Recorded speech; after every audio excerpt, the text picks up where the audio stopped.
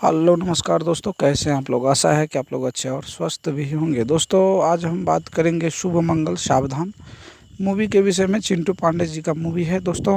हालांकि ये movie trailer काफ़ी अच्छा है और इसमें दिखाया गया हर एक जो भी सीन है कमाल का सीन है और गजब का है दोस्तों। अगर आप नहीं देखे हैं तो ज़रूर देखिएगा। वेब म्यूज़िक के चैनल पे रिलीज़ कर दिया गया है दोस्तों।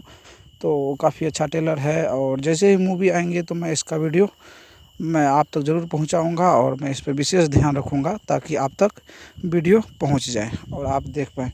तो इसी के साथ दोस्तों आप देखना ना भूलिएगा। मैं केवल आप तक न्यूज़ पहुंचाता हूं। हर एक फ़िल्म, अगर आप भोजपुरी के दीवाने हैं तो हर एक मूवी का ट्रेलर आप तक हम पहुंचाते हैं, ये हमारा धर्म है।